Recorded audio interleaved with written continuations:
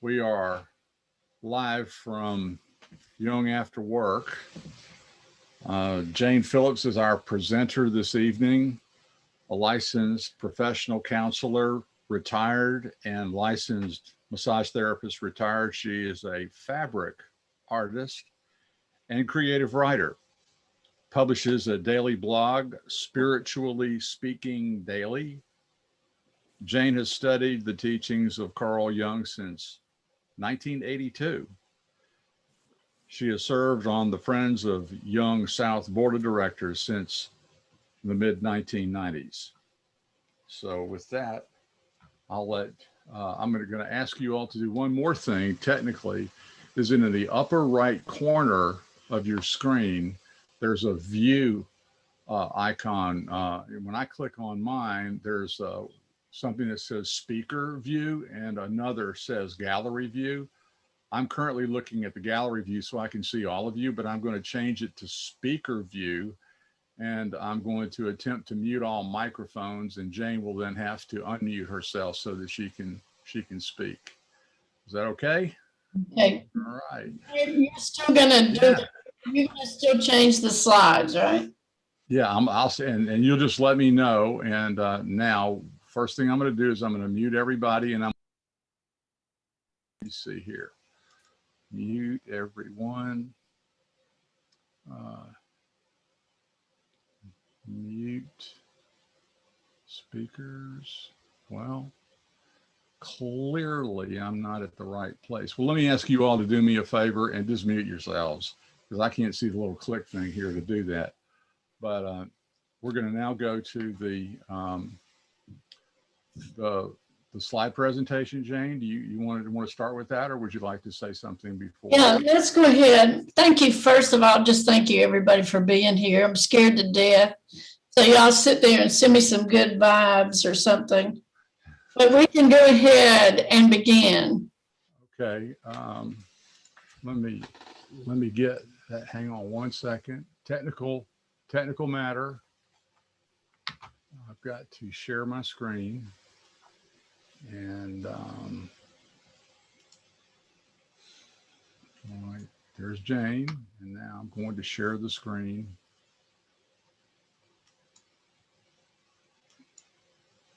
And here we go. All right. I want to just begin by reading that Jung quote that was on the invitation that you got from Anna.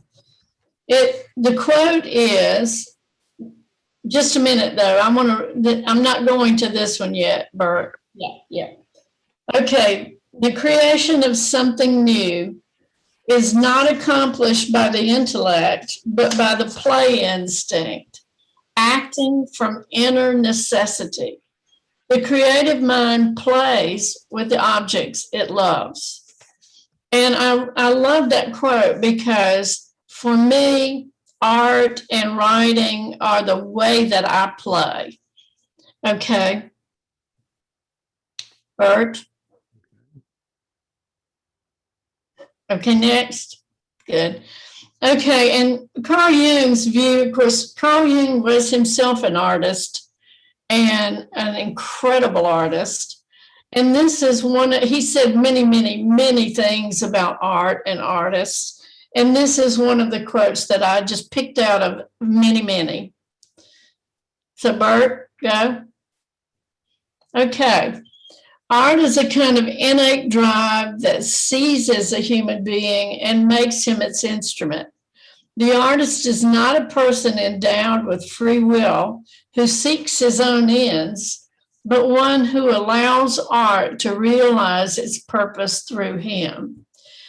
What I've experienced, and I'll talk about this as we go, but is that I don't think up the art that I do. Now, I do know the artists who do, and they are very technical in the way that they approach their art. It just doesn't work that way for me. So it has to come, and it has to be created through a very organic process, both my art and my writing. Okay, Bert? Okay, and I want to tell you the dream. Here's the quote from Marie-Louise von France, and I want you to remember it because it makes a difference in the dream I'm going to tell you. Dreams are like letters from God. Isn't it time you answered your mail?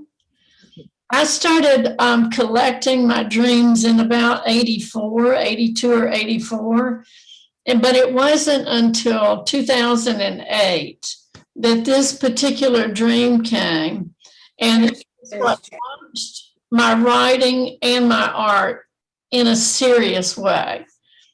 Bert? So here's the dream. A couple of girlfriends and I are coming out. There are three of us, and we're coming out of an old post office that was in the town where my grandparents lived, Jefferson City, Tennessee. And it was there were steps down to the street, and we're just the three of us are just on a lark. We just kind of bounce down the stairs to the car and get in the car. And I'm behind the steering wheel. We're obviously just out for a good time. And when I turn the key to the car and look up, on the other side of the steering wheel, there's this very large man sitting just on the other side of the steering wheel. And he's a big fat guy. He's sitting in lotus position like the Buddha. And he's got on a 10-gallon hat. And he's got this book spread out before him that looks kind of like the notebooks of Da Vinci, where you remember those where he had drawings and he had notes around him. Jane Phillips. What? I'm sorry. Anyway, in the dream. You're talking. In the dream, when he speaks to me, this big man, he kind of swoops down and gets like an inch from my face. So he swoops down and he says, "You remember that piece you wrote about the redbirds on the roof?" And I kind of glance up to my right, and they're on a terracotta roof, an old slate roof. There are two pairs of cardinals. And I say to him, "Yeah, I remember." And he swoops down again and he says, "Have you written anything lately?" And I think about it and I say, "Well, I've written a couple of things for my church newsletter." And he swoops down again. He says, "Can I buy them from you?" And I said, "Oh, you don't have to do that. I'll just give them to you." And that's the end of the dream. But after I woke up, I was thinking, I know that guy. Who was that? He's a big, fat cowboy. And so I called my friend Susan Blackshear to ask, because she's a trivia buff. And I said, "Who was that big, heavy cowboy that was on the cowboy shows when we were kids?" And right away she said, "Andy Devine." Okay, so the letters from the post office obviously were from God. And so you better believe that I sat down the next morning and started writing. And I've written every day since then. Okay, Bert? Okay, dreams are the guiding, I'm being blocked here from being able to see, are the guiding images, I think, of the soul. Why should I, therefore, not love my dreams and the riddling images? And hang on, I'm going to have to find the quote because that one's blocked for me. I can read it for you. It says, "Dreams are the guiding words of the soul. Why should I henceforth not love my dreams and not make their riddling images into objects of my daily consideration?" Okay, that's you. This particular image is not a dream image, but it appears appeared in the fabric. I was, from time to time, and a lot of times I do my own dyeing. And so I had crumpled up a piece of fabric and put it in a dye. And when I pulled it out and sort of spread it out, here was this image. And so I did enhance the colors a little bit just so she would show up. But she came around the time of the Me Too movements, the women's movement that was going on. And so I titled this when She Rises. But she just appeared. Okay, Bert. Now, these are dream images. These came when Jerry Wright did his workshop called Reimagining God. He asked us to record our dreams. And that Friday night, these two images came sort of not together, but one and then the other. And the first of the images was a wolf. And this is just the best job rendition I can do of the wolf, because he was majestic, and he was sitting in a sort of foliage and tree-like bushes, and all I could see was him from the chest up, and he was simply looking at me. There was no words in either of these. There were just two images. And the wolf, and then immediately after the wolf, this woman. And I called the wolf piece the sentinel, because that's how it felt. It felt as though he was there to tell me something or to watch. And the woman her body was half earth and half human. And so when I put the image together and I made her half earth and half human, she felt too vulnerable to me. And so she didn't have the weapons or the shield or the chainmail in the dream. I added those because she felt too vulnerable. So this one's called Grace Defended. Okay, Bert? Okay. One of the things that Jung said is that art intuitively apprehends coming changes in the collective unconscious. And this particular image that you're seeing is a painting in 1995, in a 3-month period. I went through a divorce in July. My elder son left for college out of state in August, and my father died in September. So men left my life in every conceivable way in a 3-month period. And this is the painting that came out of that. I call it Out of the Matrix. And it was painted right at about that time in the middle of those 3 occasions. Okay, Bert?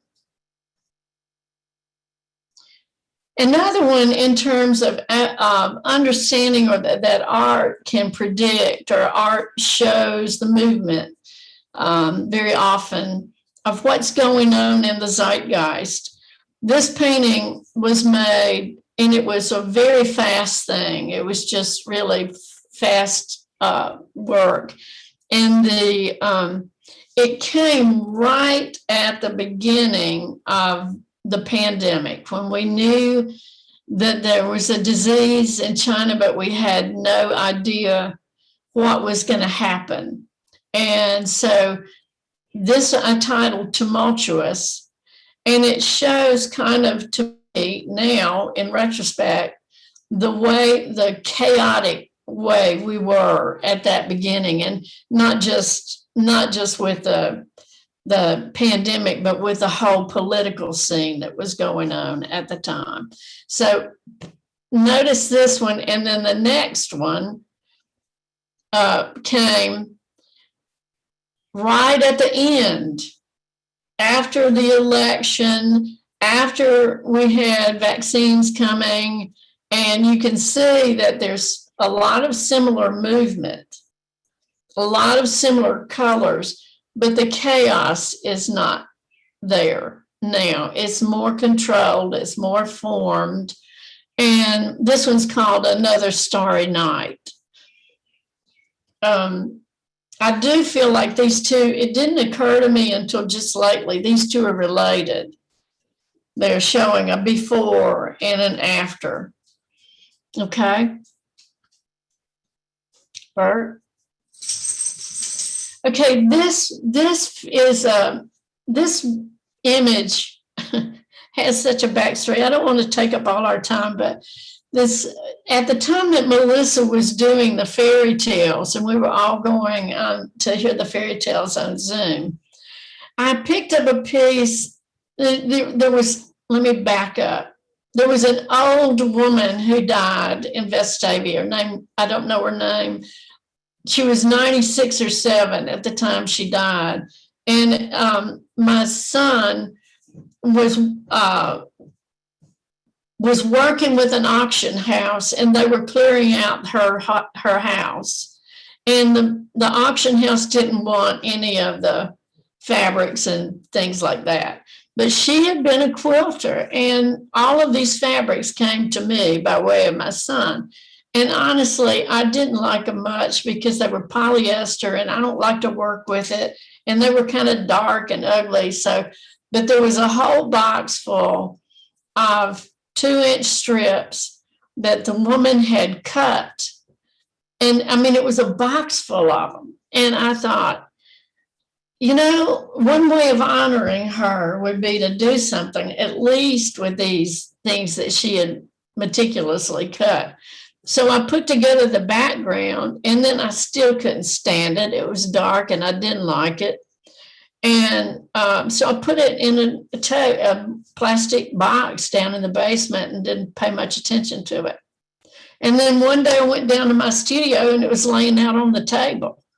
I don't know how, and I swear to you, I have no idea how it got there, but there it was. And I thought, well, maybe I'm supposed to do something with this. And so I started layering on the bottom and I said, well, it kind of looks like a forest. And so I put some trees in, but it was still dark. And so I dug around in my tote for a while, and I found this fabric that was trees. It was trees, but light was shining through them.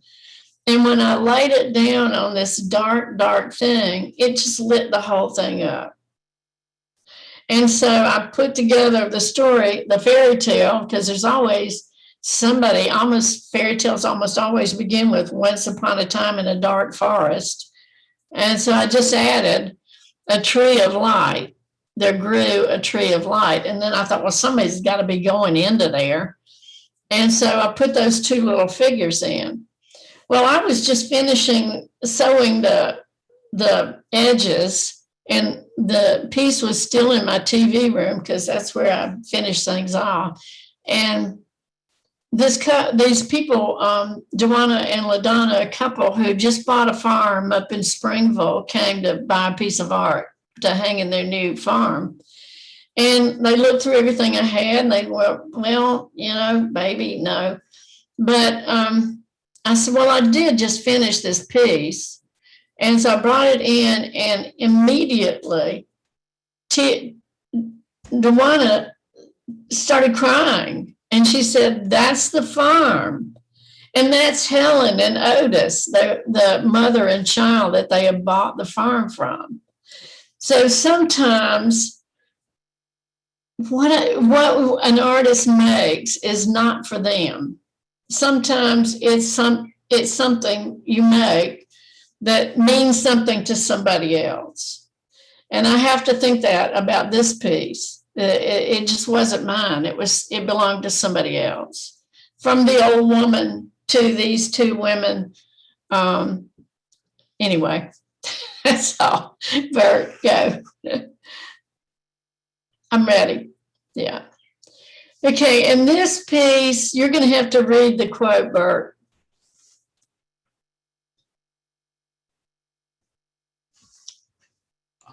Okay. This is a quote from Elizabeth Gilbert, the writer of Eat, Play, Eat, pray, love. Eat, Pray, yeah, yeah. Yeah.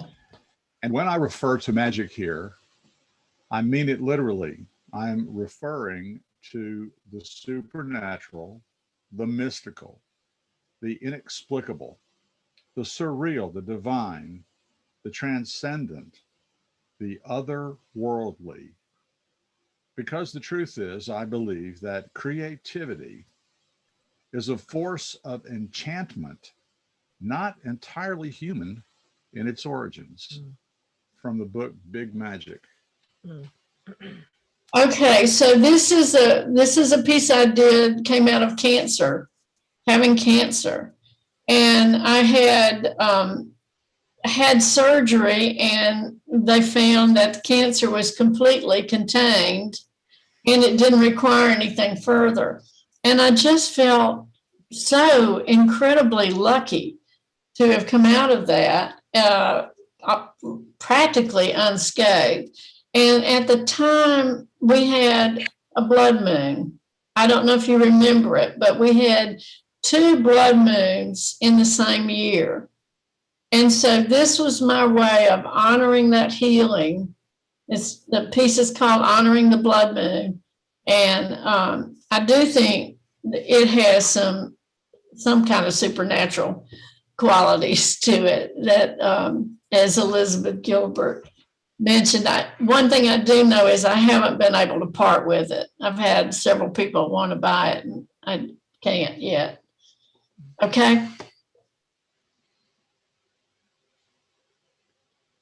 Okay, and this piece, as some of you know, I've sort of stepped away from the church for the time being, but I still dearly do love the stories from the Old Testament, especially. And but a few years ago, someone, perhaps Utah, did a seminar on the fall, and in the paintings that she showed, sometimes the snake that created the conditions for the so-called fall of humanity had a woman's face, and even had the face of Eve sometimes. And I just found that reprehensible, quite honestly. And so here is my Eden, and I titled it Eden Before. So you can see that Adam and Eve are there, certainly. But if you could see closely, you'd see that there are numerous little creatures in this piece that are all living in harmony. Down at the very, very bottom of the piece, there's the snake appears, but it's a really small little crawly thing. I didn't give it much space. And I don't know if you can pick them out, but you can see that there are numerous birds and animals in the piece. Okay. All right. I'm going to ask Bert to read this again. Filling the conscious mind with ideal conceptions is characteristic of Western theosophy, but not the confrontation with the shadow and the world of darkness. One does not become enlightened by imagining figures of light, but by making the darkness conscious. All right. Yeah. I'm going to introduce you to a piece of my shadow that I really didn't realize until I made the piece belonged to me. Bert, can you bring up that other side, the first one? Okay, I hope Lucy's not watching, because this one's called The Evolution of the Southern Belle. And Lucy, this would not be her favorite piece. So it's a triptych that shows what Jung would call, Bert, go ahead and go to the next one so that that are a little closer up. Okay, you can see that this on the left-hand side of your screen is the ingenue. She's the little innocent paper doll. She's the beginnings of the bell. She can become anything you want, like any anima woman, but she can become, just you can dress her up any way you like, and she'll become an astronaut or a princess or whatever you want her to be. She's very green. Actually, you can't see it in this, but she is actually green. And then in the middle is the voluptuous anima woman, the bell. And she is, as you can see, she is the daylily. She is the flower of Southern womanhood. And so all the ones around her also are flowers. And she's surrounded, actually, the fabric around her is from a kimono, like a geisha would wear.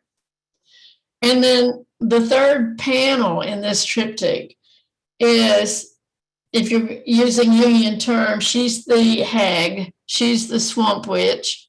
She's got her pine trees around her palm trees. And you can see, my friend Garvis says she's rising up out of some poor schmuck she's destroyed. And she is she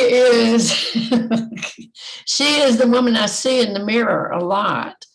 But she is, if you were going to make a complete Southern belle, she has all of these characteristics at the same time, and she can be any one of them that she needs to be in the moment. So that's that. There's my shadow right there, guys, or some of it. Okay, and people ask me, what inspires you? What are your sources of inspiration? So I wanted to share this Elizabeth Gilbert quote with you, because she talks about that. In Big Magic, she writes a lot about inspiration and ideas and where they come from. But inspiration is still sitting there right beside me, and it's trying.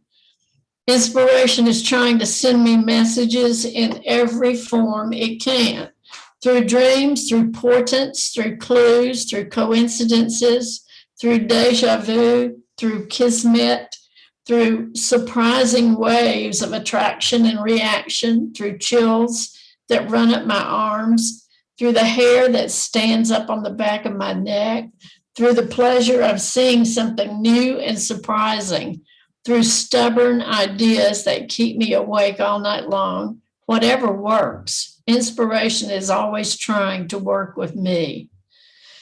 So this piece, because nature and Mother Nature and is such a big, huge chunk of me. It informs everything that I do, my art and my writing. And so this piece, the Big Mother, the Great Mother, is called Blessings of the Mother. And it just started out with the background, and it seemed like earth to me. And so I just started building in. And you can see that this Great Mother has seeds and eggs coming out of one hand and water, and you can't quite see the fishes over there, but she has fishes coming out the other one. And then above her head are all the land creatures, flowers and birds, and I think there's some deer. So this piece was one that I created that I just love so much, and I took it to Awakening Soul 2 years ago and put a price on it that I thought nobody would pay for an unknown artist, and somebody bought it. So it's gone. I'm gonna have to come up with a new Great Mother, I think. Okay, Bert. Okay, ideas come from all directions. Elizabeth Gilbert believed that, I can't read the quote because it's blocked, but that the planet is inhabited by animals and plants and bacteria and viruses, but it's also inhabited by ideas. And she calls those ideas disembodied, energetic life forms that are completely separate from us. And that ideas spend eternity swirling around us looking for an available human partner to become reality. And I love that so much because ideas do come from everywhere and they don't belong to 99% of the time, they don't belong to the artist. This particular piece right here, which you can see on the wall behind me, for a very brief time, I dated a man from Australia who wanted some Aboriginal artwork, like paintings for his house. And so I did some for him, but that got me really interested in Aboriginal art from Australia and specifically. And all of their art had all of these little beads and seeds and pointle. I mean, all of it had all these little dots. And it reminded me of Joan Kellogg's work. If some of you know, Joan Kellogg is a Jungian, and she's the one who mapped out the mandala. And there's a segment of the mandala that is called seeding, and you'll see it in people's drawings. And it's the germination phase of development.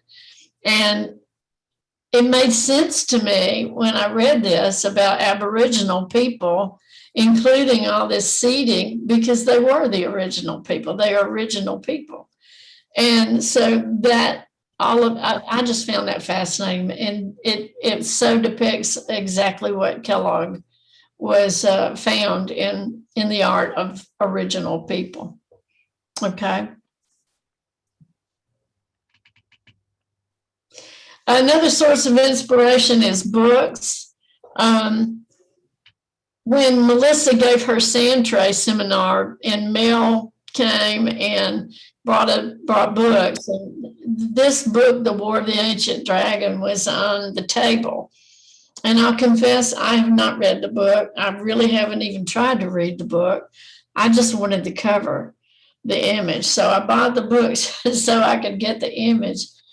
And don't ask me how that image became this figure, because I can't tell you that. I can only tell you that this figure was inspired by this book cover. And I don't know what I titled this piece, A Different Drummer, but I think Kathy Avsar's son gave it the best name. He walked up to me at a show and he said, "I like the chicken." She's a chicken. Okay, go. Okay, other artists' work also inspires me. This Tarkay, Tarkay was an Israeli artist, and I think he died a couple of years ago, but he almost always painted women, and they were in this kind of jazzy, maybe 20s flapper type outfits, and they always had a slouch hat, but he always had their eyes closed. Their eyes were closed and, lidded, heavily lidded. So I wanted to do something Tarkay-esque. And this piece that you see is in its unfinished form. It is finished now, but she's kind of in the same genre, but I wanted that girl to have her eyes open, so I put them open. Okay. These are sources of inspiration. And of course, the natural world is it's my go-to. It's where I live and breathe. And some of my very, very first dreams, maybe even before I started analysis, were of casting out a net or casting out a line and pulling back all these fish that were just numinous. They were glowing from inside.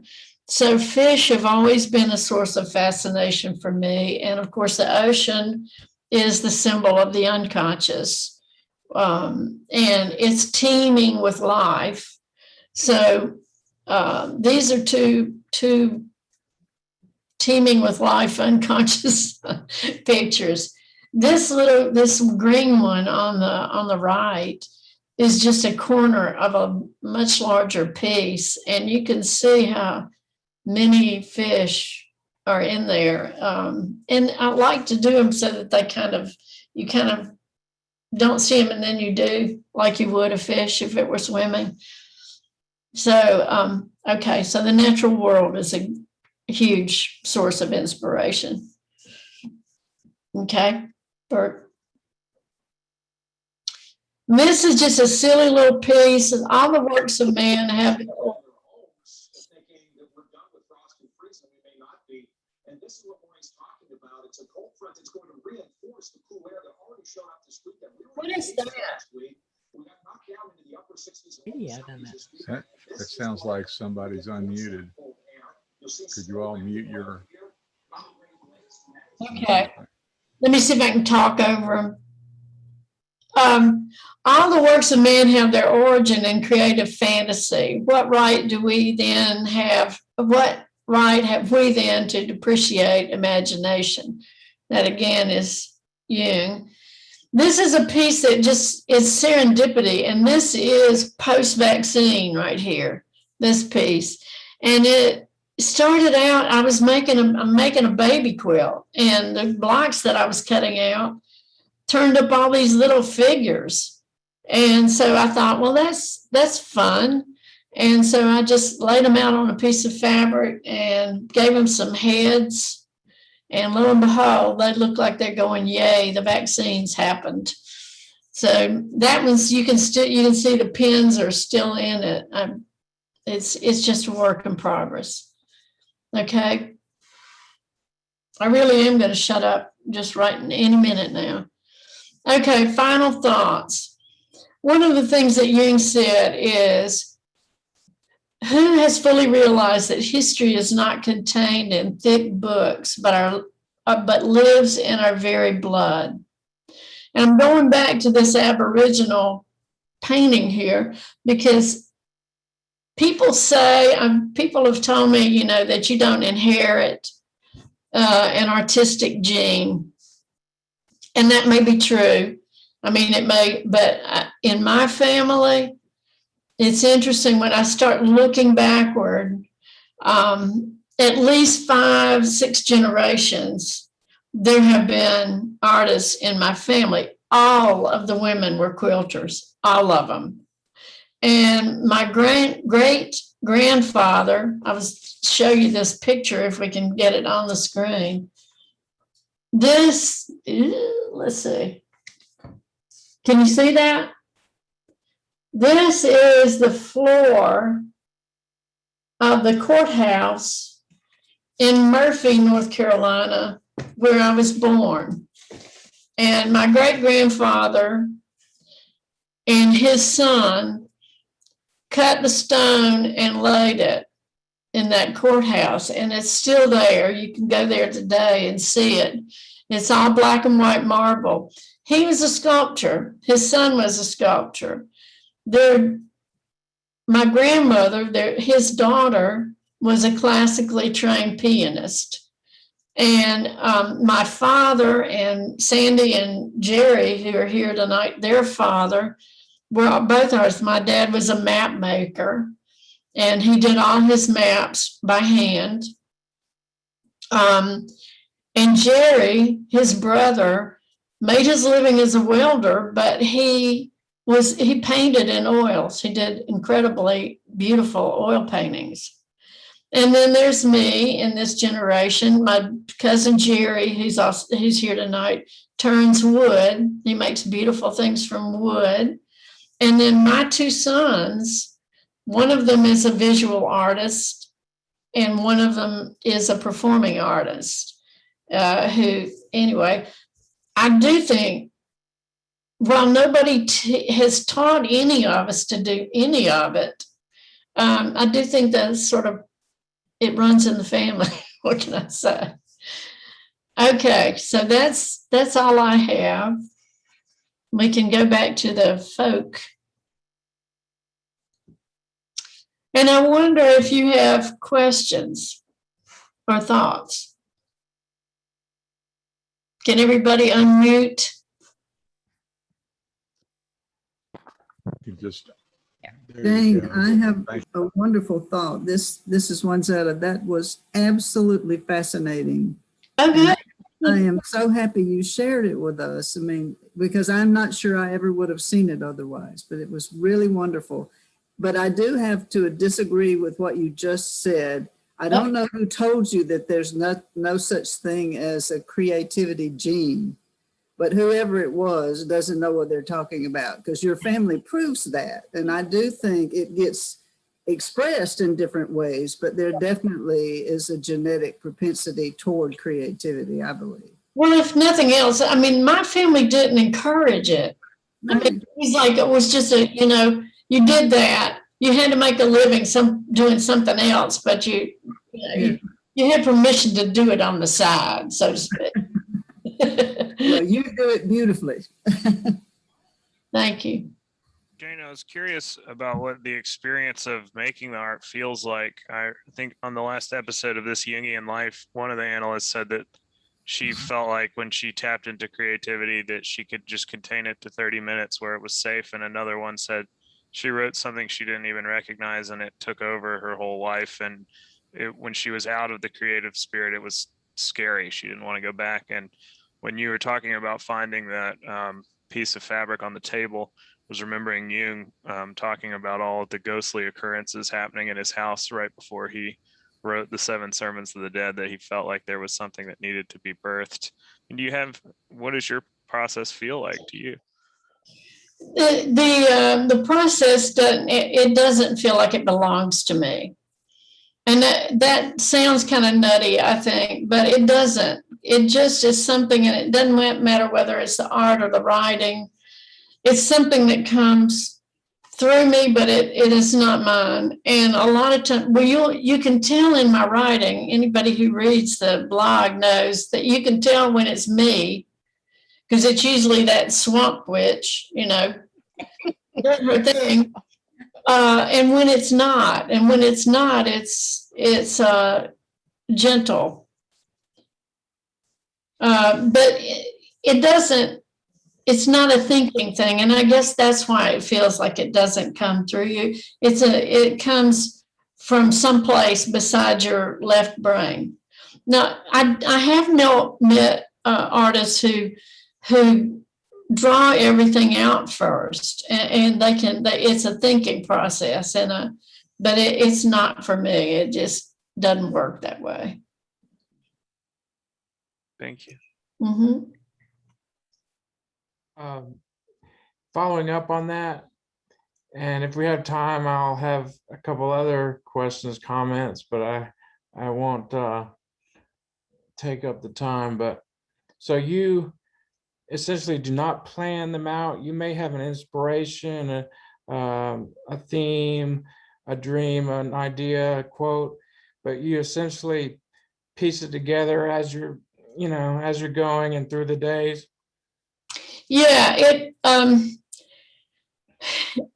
I usually start with a background. I just will do the background and I'll go ahead and quilt the background. And then whatever is going to go on there has to come to me. And sometimes it'll start with like the mother, the blessings of the mother. Mhm. Started out as a bulb, like a bulb that you would plant in the ground. And it just didn't work. And so I ended up cutting it in pieces. And then all of a sudden it was opened out into this body of this woman. Mhm. Yeah. So it's the only adjective I can think of. It's organic. It starts and it does itself.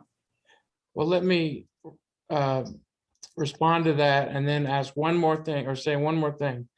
The one of the mother, I found interesting, partly because the mother seemed to me in the earth underneath the ground, Mhm.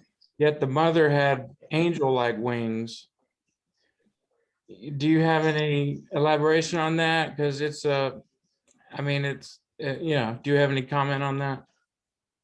No.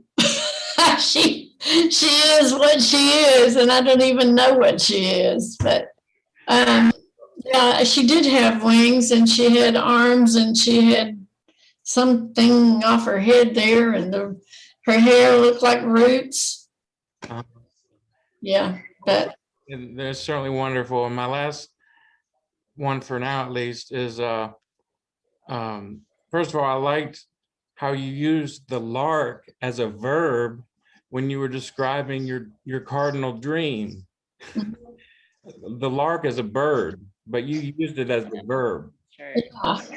So, we maybe were on a lark. Yeah, we were just playing around.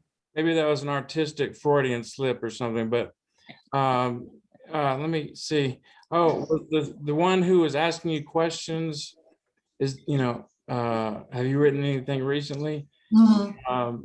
You used the word swoop down. Were you talking about the cowboy speaking to you or the cardinal? Yeah, the cowboy.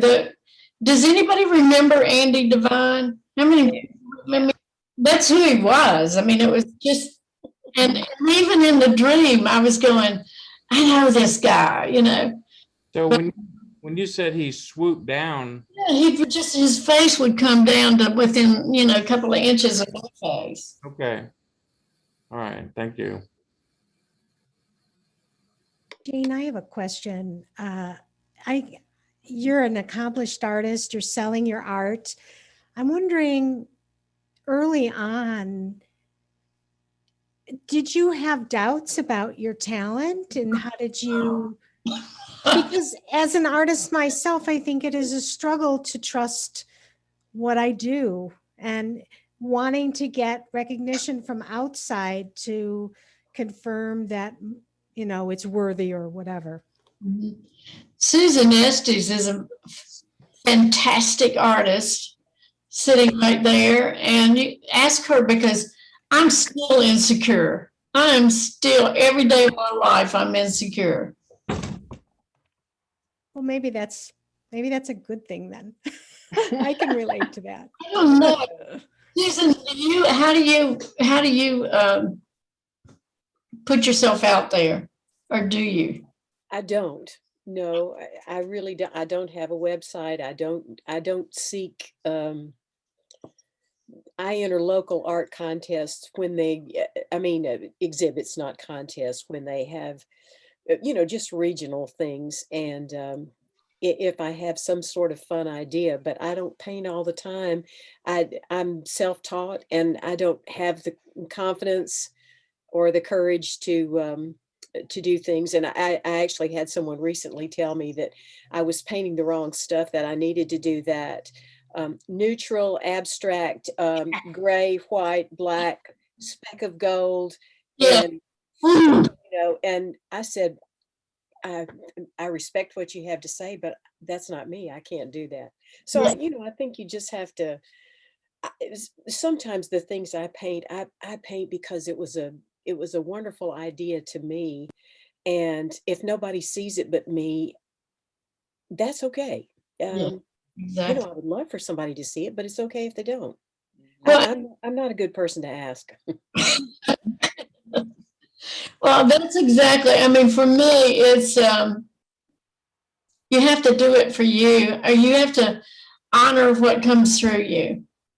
That's really where, for me, it's not mine. Just like that thing with the fairy tale, that didn't belong to me. I didn't like it from the get-go, but it belonged to somebody else. You just have to honor it. Yeah, I would love to jump in just to kind of respond to that too. I first thank you, Jane. It was just wonderful. This is one of my favorite topics, and I was so thrilled that you were presenting, and I guess just kind of echoing a few things, and then I'd love to respond to Laura's question too. Okay. For me, very much, both in my music, my writing, poetry, they're all layered improvisations, and I think this, many of the quotes were wonderful about that. There is this autonomous texture and feel and tone to what we're talking about. True creativity, the anima or animus, basically, as Jung would say, is autonomous outside of the realm of control of the ego. And Right. so when we begin to open to that place of these inspirations, intuitions, the ego has to give way and surrender to the soul. And so one way I've come to understand it, Laura, is, and actually what Susan and Jane have said as well, I like to think of my art as being a tree bearing fruit. And that my job, it's not up to me whether it goes to market, whether the animals eat it, or it goes to nurture my own roots. That basically it keeps my creative pipes clean. And that my job is not to question it, but to deliver it. So feel it through, express it, release it. And it becomes so much more powerful then to really let go, because it is the ego, the social self, that, you know, and I say this lovingly, having, you know, continues to struggle with this. Any question of the insecurity is of the ego looking for acceptance and approval. The soul is radically unself-conscious, and it doesn't care what anybody else thinks. And the last thing I'll say is one of the best advice that anybody ever gave me with my art and my music was get a very clear picture of your muse, whether that's, you know, the goddess or a god. Get very clear, and you look on your right, and there's these people telling you how great and wonderful you are, and the people on your left telling you how crappy and horrible you are, and ignore both of them. And the key is, does it make your muse smile?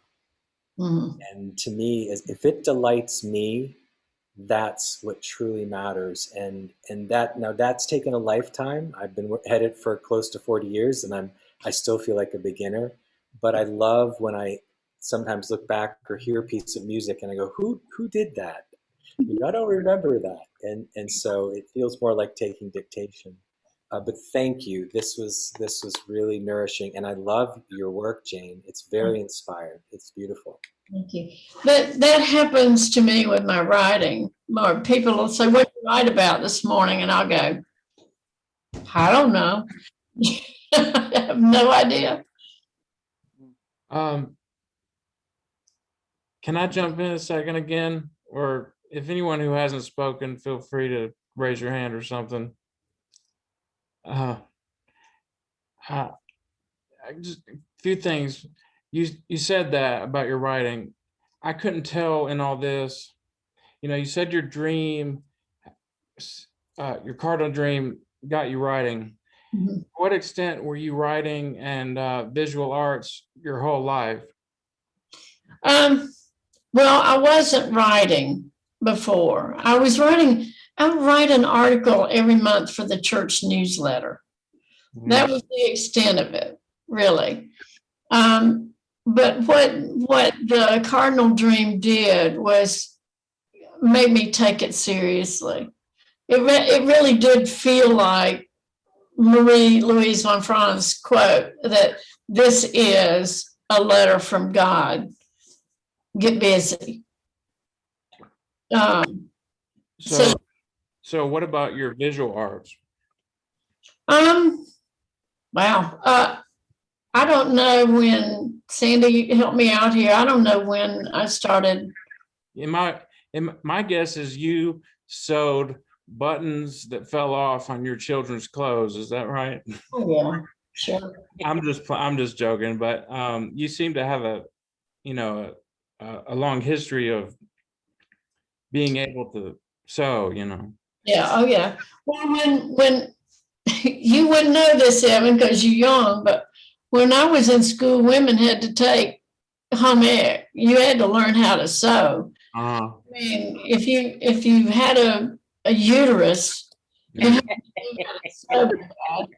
So I think I actually had the choice to take home ec, but I chose not to. But a couple other things. I said Freudian slip earlier. I think I meant a pun on your Lark comment. But a couple questions about specifically of 3 of your quilts. Is Another Starry Night a play on Van Gogh's? oh yeah. I thought so. Why were there what seemed to me to be antlered mooses on all sides of the wolf? I don't know. I can't, there are no whys about it for me, Evan, except unless, around when, for instance, in the panel, the Southern Belle panel, the little one, the one with the ingenue, is made from a 1950s little girl's dress that I found. It was and paper dolls were a big deal. I was telling Bert the other day, my mother used to make me play paper dolls with. She would say, "You will play paper dolls with your sister," because I was a tomboy and I did not like paper dolls. But paper dolls were what girls did in the 50s, So that was a thought. That was a thought, that was an instance of thinking about it. Putting the geisha material fabric around the bell was a thought. And the Swamp Witch thing was in black and white. There was a fabric out of Africa, and it was just black and white. So putting the color into her, in her victims, was a thought. But other than that, it's not. I mean, I don't know why there are elks. It was just the fabric that I liked behind it.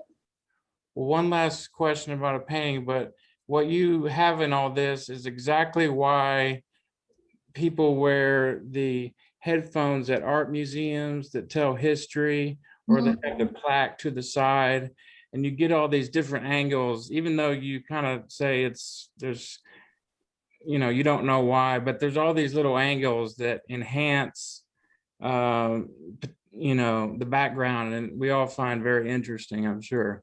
Last question. Oh, well, now I'm sorry. I'm gonna call you on it. If there's anybody, just hang on, okay?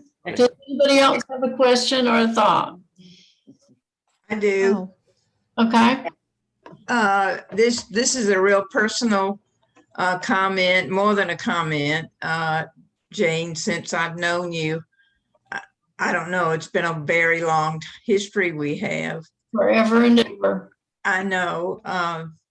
And I just want you to know I'm so very glad I did not miss the presentation today, and able to see the evidence of your the beautiful evidence of your creativity.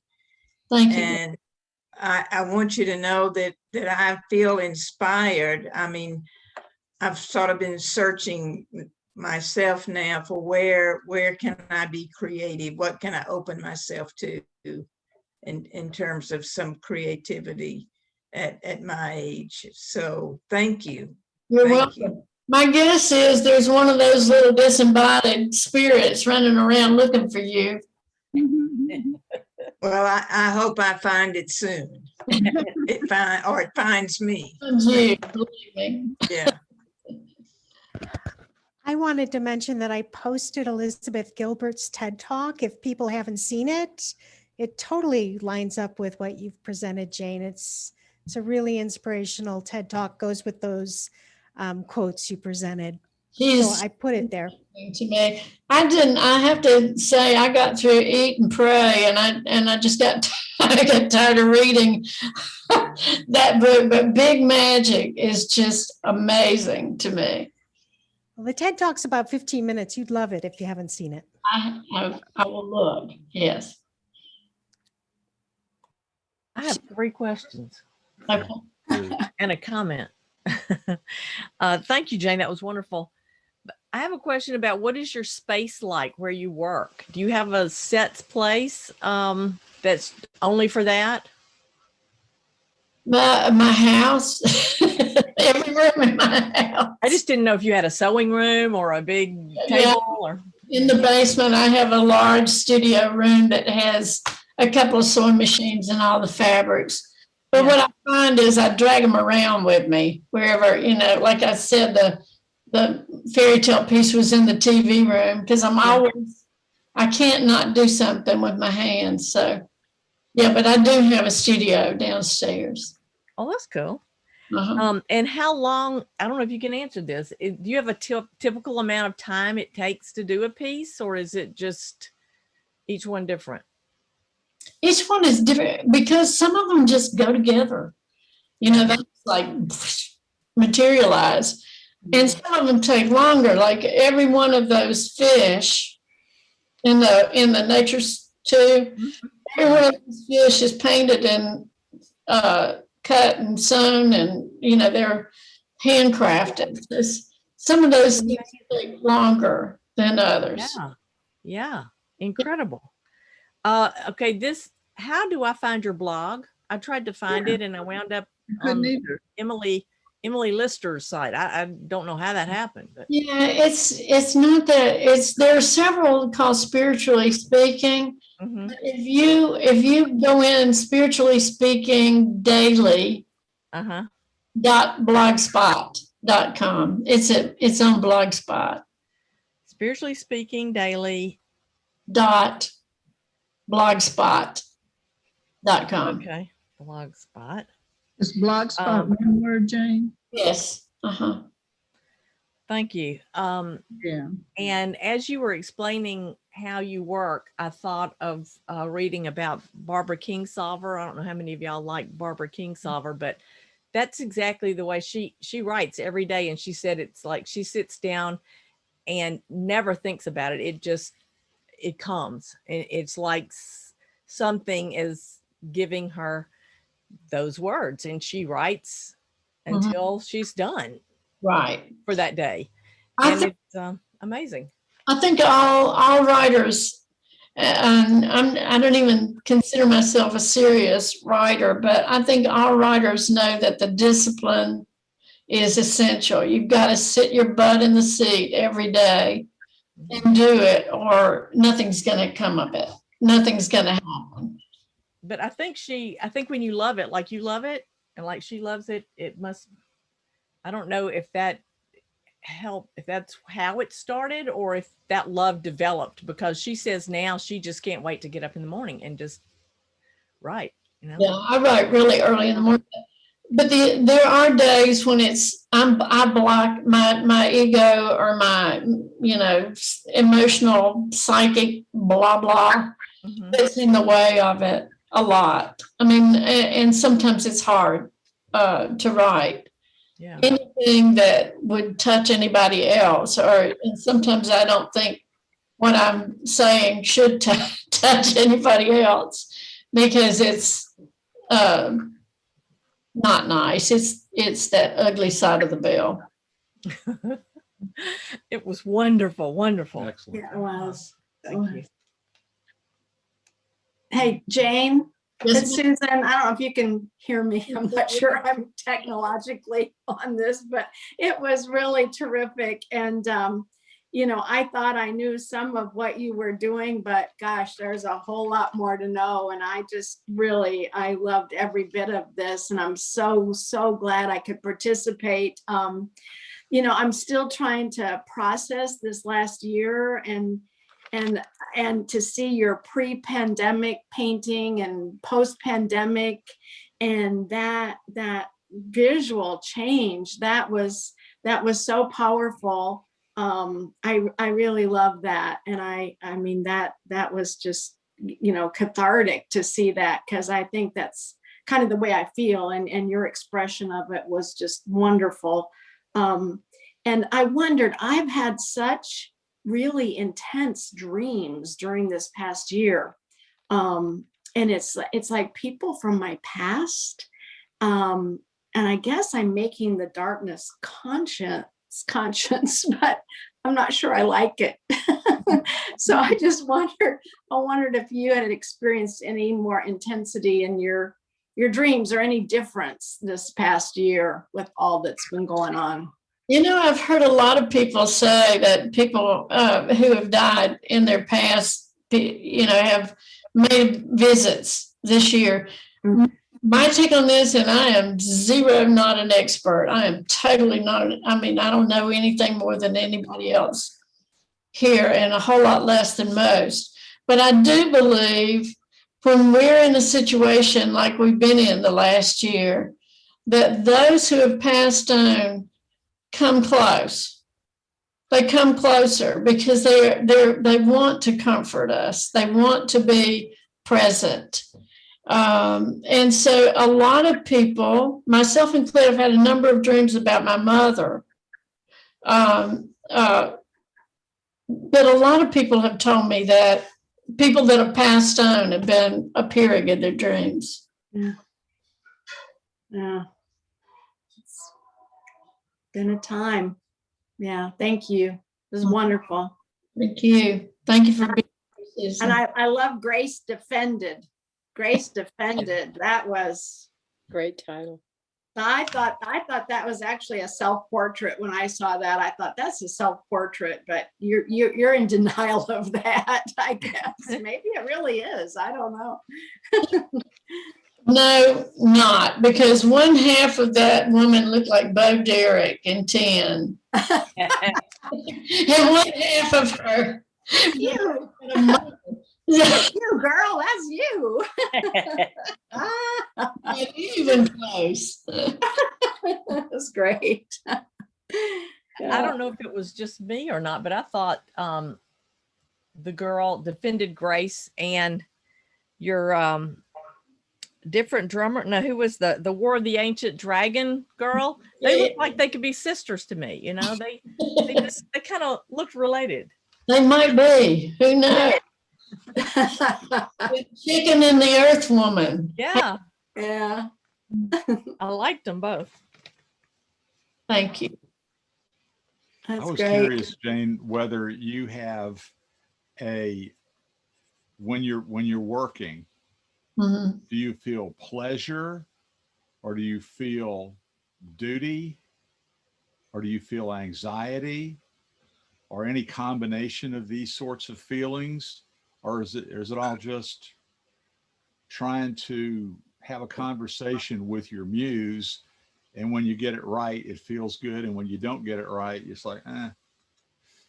Yeah, it's a little bit of all that. I really enjoy it when it's going. The things that frustrate me is if the image is there, but I can't make it happen the way that's when I get really frustrated. And I think most artists do, they have it, but you just can't that's ego. You have to just let go of that.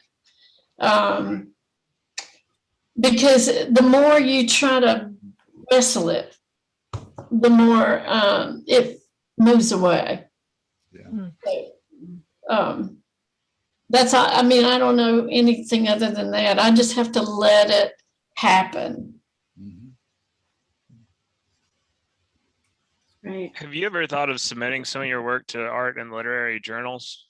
It's a lot of the stuff that they publish. It's better than a lot of the stuff that they publish in a lot of different magazines. Short answer is no. I don't even know how.